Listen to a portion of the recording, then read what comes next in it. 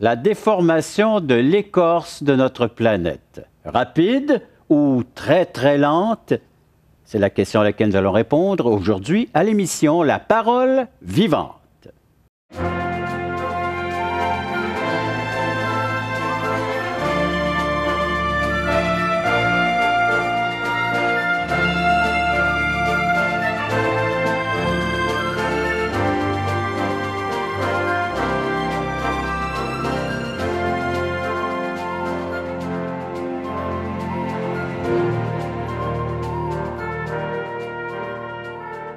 Mesdames, Messieurs, bienvenue à l'émission La Parole vivante.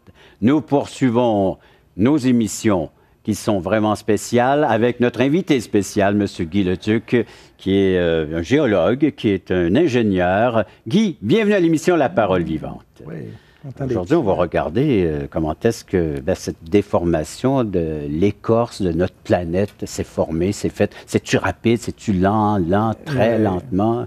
On a toujours tendance, du moins dans les milieux académiques, à enseigner aux étudiants que ça s'est formé lentement. Okay. On va prendre par exemple les Appalaches. C'est une chaîne de montagnes qu'on connaît bien parce qu'elle débute de la Gaspésie, on l'a même à Terre-Neuve. La Gaspésie, et ça va jusqu'en Floride, hein, jusqu'en... Oui. Oui. Alors, on a toute la chaîne des Appalaches qui est très longue. Celle-là, on est familier avec. Pour ceux qui habitent dans l'Ouest canadien, il y a les Rocheuses, bien sûr. Si on change de continent. Ou la chaîne côtière. Oui, si on change de continent, on a les Alpes. Et en Asie, on a l'Himalaya. Puis plus au nord, il ne faut pas oublier l'Altaï aussi, qui est une grande chaîne de montagnes. Alors, bien, il y en a plusieurs. Hein. Il y en a en Australie, il y en a sur tous les continents. Et tu vas nous entretenir sur leur formation? Oui, parce qu'on a tendance à dire que les chaînes de montagnes se sont produites lentement. Mais une partie de mon travail, c'était de faire de la recherche en tectonique. Alors, c'est-à-dire la tectonique, c'est un mot qui veut dire la déformation de l'écorce terrestre.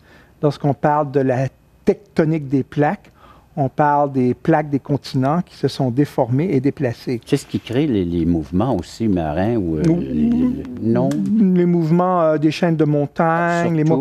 Normalement, actuellement, mais les ronds de marée, c'est pas ces plaques-là? Ah oui, s'entrechoquent, oui. Exact. Parce que je m'informe, j'en profite vu que tu es à mes côtés. Oui, dans les grands ronds de marée, les tsunamis, c'est justement des chocs qui se produisent dans le fond océanique qui émet une onde à la surface, une onde dans les vagues et dans l'écorce terrestre aussi. Alors, les Japonais sont bien conscients de ça parce qu'ils vivent avec ça au quotidien. Alors, donc, mon travail, c'était la tectonique, mais aussi les tremblements de terre au Proche-Orient. J'ai aussi travaillé en Turquie où on travaillait avec les... Je faisais de la recherche. Plusieurs années de ta vie. Là. En tremblement de terre, une quinzaine d'années.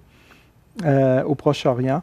Alors, donc, je m'intéresse à la formation des chaînes de montagnes. On va souvent dire que les chaînes de montagnes se produisent lentement parce qu'on regarde les chaînes de montagnes actuellement, on ne voit aucun mouvement. Puis, on a tendance à dire en géologie que le présent est la clé du passé. Donc, si on veut comprendre le passé, on a juste à regarder aujourd'hui. Mais aujourd'hui, il y a des tremblements de terre, il y a des petites déformations de l'écorce terrestre. Les plus importantes, c'est en Turquie. J'y étais le long de la faille anatolienne. Ah oui? On voit des déformations. J'ai vu des cisaillements de failles assez spectaculaires. La Terre bouge? Oui, la Terre bouge. Mais elle ne bouge pas assez pour justifier les montagnes. Les montagnes s'érodent. L'érosion des Alpes, l'érosion de l'Himalaya est très, très rapide. Alors, on va dire, il devait avoir peut-être moins d'érosion. Si on ne le croit pas, c'est difficile à dire qu'il y a moins d'érosion dans le passé. On va dire... Il y avait un peu plus de mouvement dans le passé pour justifier la construction des chaînes de montagnes. Alors ça, c'est la position en général actuelle. Mais en tectonique, on a des preuves assez fortes comme quoi les montagnes se sont produites très rapidement. Est-ce que la Terre était uniforme avant? On n'a pas l'image encore. On pense qu'il y a toujours eu des montagnes. Parce que la Bible parle des montagnes. Oui, c'est ça. Oui. Hein? Et on peut lire peut-être le texte le texte ici est relié vraisemblablement au déluge ou à une création. Mais enfin, en tout cas, il y a une déformation, qui est décrite. Hein? Oui. Et ça, c'est le psaume 104, chers amis, ceux qui ont une Bible. Vous prenez noter le psaume 104, à partir du verset 5 jusqu'au 9e verset. Je vous fais la lecture. Donc, il a établi la terre sur ses fondements. Elle ne sera jamais ébranlée. Tu l'avais couverte de l'abîme comme d'un vêtement, Les eaux s'arrêtaient sur les montagnes. Elles ont fui devant ta menace. Elles se sont précipitées à la voix de ton tonnerre. Des montagnes se sont élevées, des vallées se sont abaissées. Au lieu que tu leur avais fixé, tu as posé une limite que les eaux ne doivent point franchir, afin qu'elles ne reviennent plus couvrir la terre. Oui. Catastrophe. Oui, la Bible parle de catastrophe. Oui. Et il n'y a pas juste la Bible, on l'a dans d'autres écrits anciens, d'autres écrits mythologiques qui parlent de chambardement de l'écorce terrestre. Il y a un élément que j'aime enseigner à mes collègues tectoniciens. Beaucoup en sont conscients. On en parle très peu. Si j'essaierais de soumettre un paper, comme on dit, une publication dans un journal scientifique, j'en ai soumis, mais admettons que je voudrais aborder ce sujet-là, l'éditeur dirait « Oui, tes arguments sont bons, mais moi, j'ai mon job et je ne vais pas me mettre la communauté scientifique à dos, ou encore je vais perdre mon job d'éditeur, alors je n'ai pas le droit de laisser passer ça. » Le catastrophisme, c'est presque un tabou. Alors, c'est pour ça que je fais des documentaires dans lesquels j'invite les professeurs d'université, les tectoniciens et les étudiants à débattre le sujet et à aborder des sujets qu'on a complètement ignorés. Je vais en donner un bel exemple. Si on prend les Alpes, les Alpes ont fait une immense boucle, un pli. Alors, si on prend un tapis et on le plisse, et là, on voit une boucle apparaître. Et là, la boucle, quand elle devient trop haute, qu'est-ce qu'elle fait? Elle bascule sur le côté, et ça va être le cœur ou la charnière du pli. Et si on réussit à couper le tapis à travers, on obtiendrait la tête du tapis, si on veut la boucle. Dans les Alpes, c'est ce qu'on voit. On voit que les Alpes ont été basculées, et le tout a dû se faire rapidement. Parce que si on a une érosion et on a un mouvement qui se fait très, très lentement, c'est impossible de créer une boucle. Elle va toujours se couper. Elle va toujours disparaître. La boucle s'est faite à une hauteur d'environ 100 km d'auteur. Les Alpes ont... L'Himalaya a 8 km. Le mont Everest, 8 km d'auteur. On parle d'une boucle de 100 km, on la mesure. Elle est coupée, elle est tronquée, elle est basculée et les sédiments ont disparu, propulsés. Ils sont où? C'est intriguant, hein? Certainement, tu suscites des questionnements dans nos petits cerveaux, mon cher Guy. Et je vais inviter nos téléspectateurs à nous rejoindre.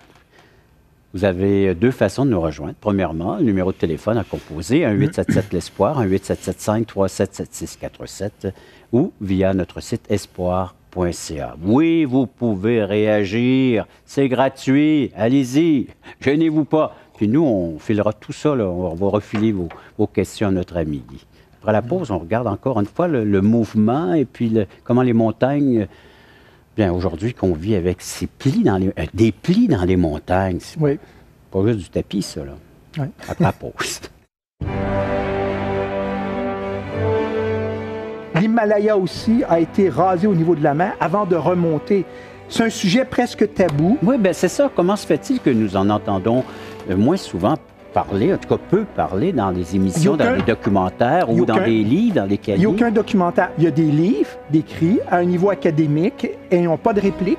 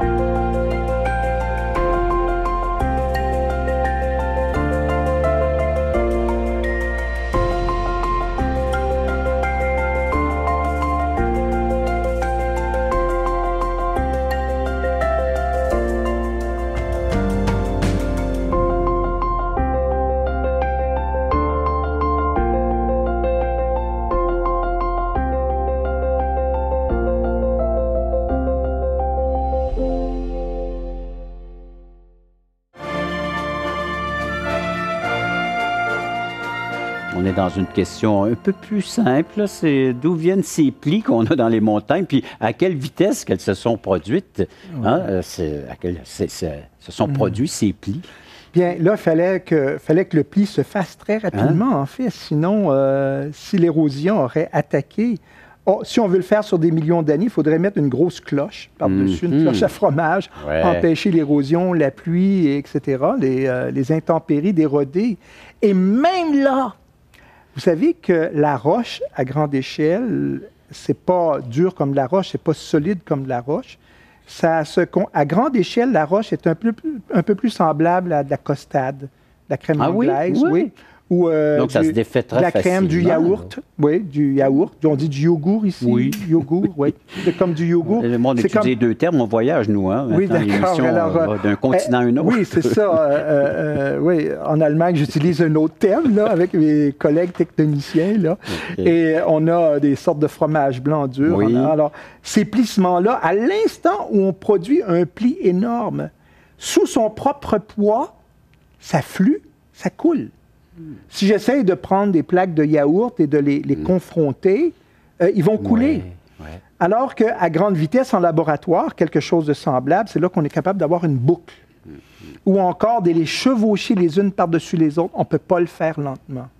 Alors là, c'est bizarre. Et c'est pour ça, c'est presque un tabou d'en parler. Oui. C'est inquiétant. Alors, on a cette boucle qui s'est propulsée, je l'ai mentionné, pour le cas des Alpes, entre 80 et 100 km d'auteur. Et là, on atteint la stratosphère.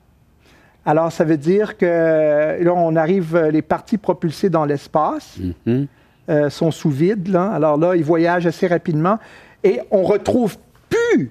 On a un peu d'érosion des montagnes, on appelle ça de la molasse. Enfin, c'est un terme qu'on utilise en Autriche, en Suisse, en France, la molasse. C'est l'érosion des montagnes, mais ces volumes-là d'érosion ne justifient pas la perte de volume qui a été propulsée, qui a complètement disparu de la planète. On ne sait pas où sont ces sédiments-là. C'est comme disparu. Ça a dû être propulsé quelque part. Tu n'as pas la réponse, toi, là. Bon, si c'est produit rapidement, puis on a notre grosse boucle qui n'a pas le temps de fluer, si on veut, de couler au fur et à mesure qu'on la construit. Donc, elle s'est repliée sur elle-même. Oui, qu'elle s'est repliée. Ça prend des vitesses énormes. Et non seulement ça, la chose curieuse, et c'est là qu'il faut avertir les géologues, en reparler, des notions qu'on avait vues dans les années 1800, à une époque où les premiers géologues qui travaillaient dans les montagnes, en Autriche, en Suisse, dans les Alpes françaises, faisaient la géologie, ils s'apercevaient que après le plissement, avant que l'écorce terrestre se rajuste et repousse sur la surface, c'était coupé à coups de couteau. J'amène un nouveau mot. C'est devenu une pénéplène. Pénéplanation, ça veut dire que c'était coupé. Choum. Sans érosion normale, c'était coupé. Vous vous souvenez quand j'ai parlé dans la série, j'ai parlé dans des dinosaures avec les surfaces rocheuses coupées à coups de couteau. Ces bourrelets-là, de plissement, ont été coupés à coups de couteau. Choum.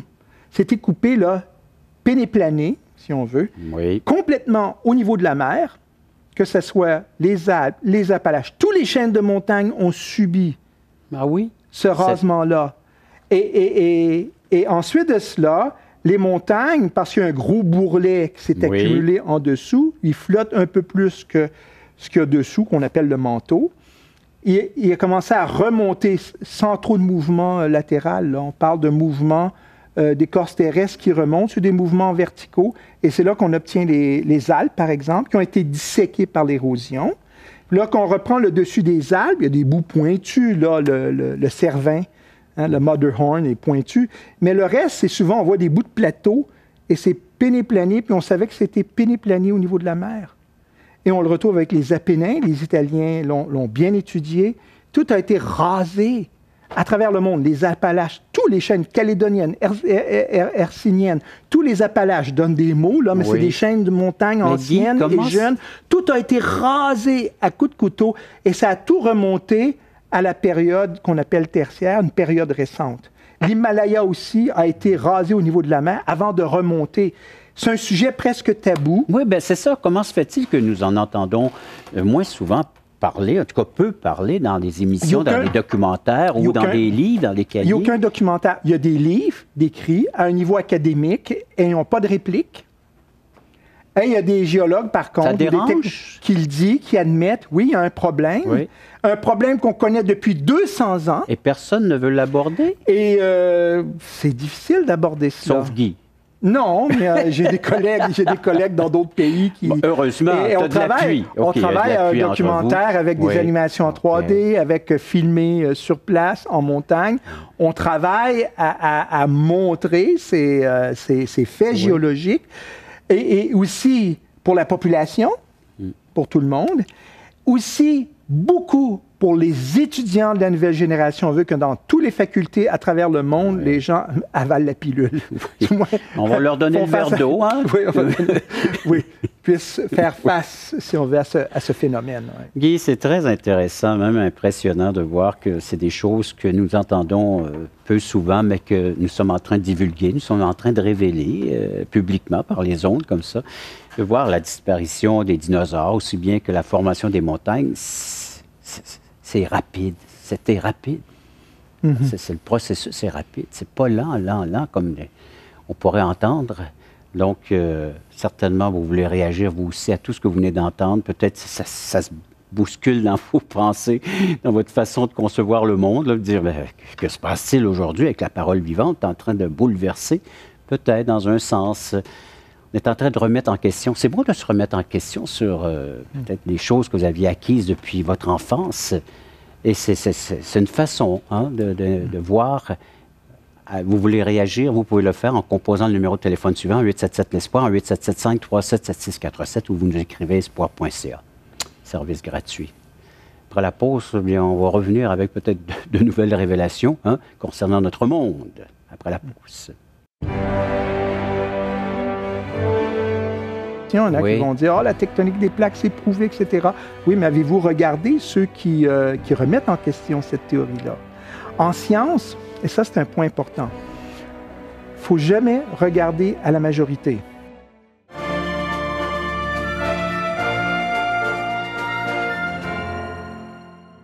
Assistez à un merveilleux déjeuner de l'espoir dans votre région. Un invité vous racontera comment Dieu a transformé sa vie et comment son cœur, souffrant, a trouvé une joie indicible en développant une relation personnelle et intime avec Dieu et son Fils Jésus-Christ.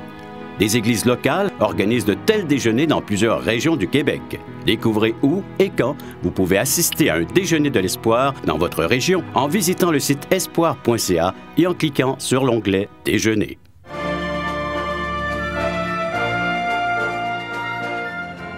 Nous regardons ensemble donc la formation des montagnes, de ces plis que ça a formé sur la surface de notre petit globe. Ça, il y a eu des glissements de terrain, ça a formé aujourd'hui les continents qu'on a actuellement. Tu peux nous en parler, élaborer là-dessus, Guy? Oui, la question souvent, c'est la suivante. Pour avoir des montagnes, peu importe la théorie qu'on va utiliser, que ce soit une théorie de formation de montagnes rapides ou encore lentes, il faut faire des mouvements horizontaux, il faut déplacer des plaques, il faut déplacer des continents, il faut les déplacer. La théorie en vogue, c'est la tectonique des plaques ou de global plate tectonic, la tectonique des plaques globale qui essaye d'englober, si on veut, beaucoup de phénomènes géologiques. En ce moment, la tectonique des plaques règne. Elle est dans les milieux académiques, mais des universités commencent à la remettre en question. Ah oui? Il y a même des journaux qui se sont faits, d'organismes scientifiques, de New Concept in Global Tectonic. Ce sont des tectoniciens, des géologues qui sont insatisfaits de la tectonique des plaques, qui essayent de faire valoir les difficultés qu'il y a avec cette théorie-là. Déjà dans le fond océanique, au moment où on célébrait la découverte de la tectonique des plaques, on avait déjà plein d'observations dans le fond des océans qui la remettaient en question. Et on n'a jamais parlé, on a toujours gardé ça un petit peu, je dirais pas de tabou, mais ceux qui essayaient d'en parler ou qui publiaient, on les ignorait. Et il y avait des grands océanographes qui essayaient de remettre en question cette théorie dès le début des années 70-80. On a toujours ignoré cela. Mais de plus en plus qu'on découvre le fond des océans, ça commence à confirmer que la tectonique des plaques, ça coince. Ça ne fonctionne pas comme on penserait. Alors, c'était remis en question. On réussit maintenant à faire des forages très, très profonds dans les océans, chose qu'on ne pouvait pas faire avant.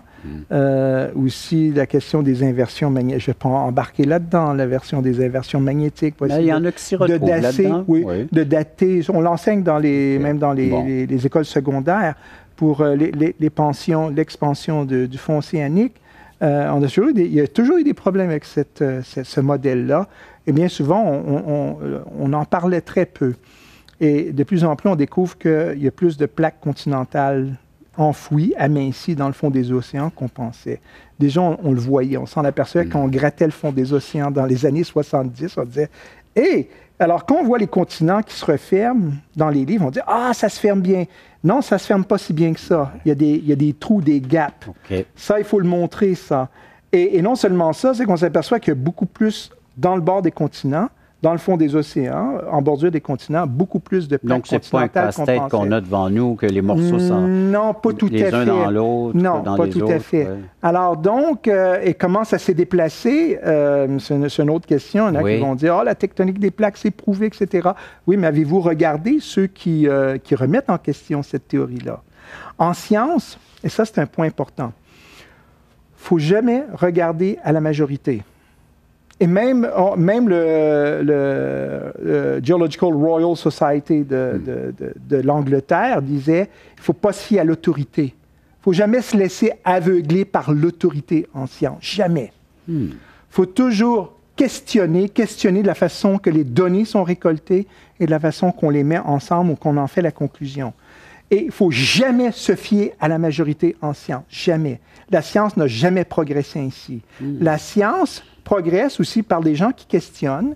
Et moi, par exemple, avec la question des chaînes de montagne, je peux rencontrer plusieurs tectoniciens.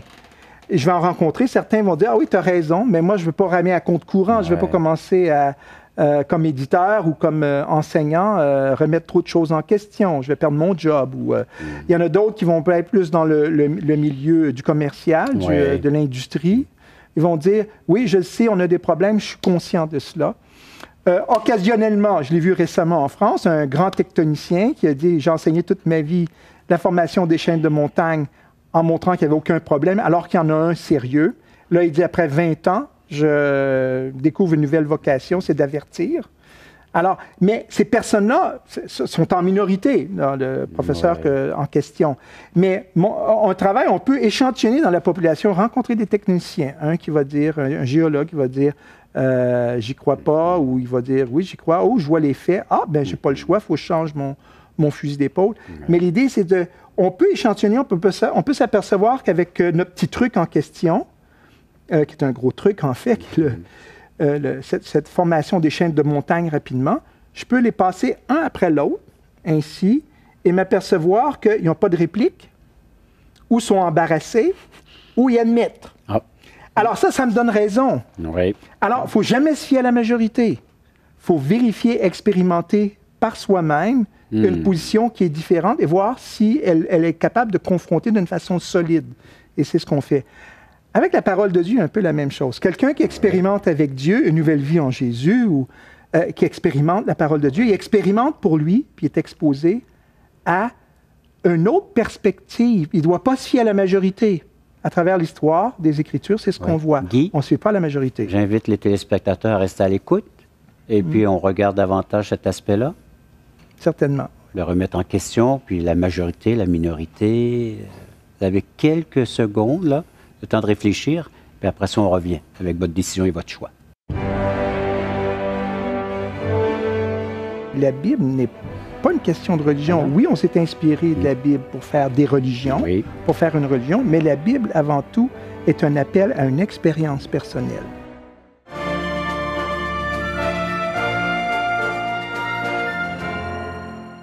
Voulez-vous combler le vide dans votre âme? Avez-vous soif d'une sérénité intérieure? La souffrance de votre cœur vous lasse-t-elle? Appelez dès maintenant pour recevoir gratuitement un évangile de Jean pour connaître l'amour de Dieu, un Nouveau Testament pour trouver des réponses à plusieurs de vos questions, le livre Destination finale pour comprendre la nécessité du salut et finalement la Bible et le salut qui nous explique comment recevoir Jésus. Contactez-nous à espoir.ca ou composez 1-877-l'Espoir.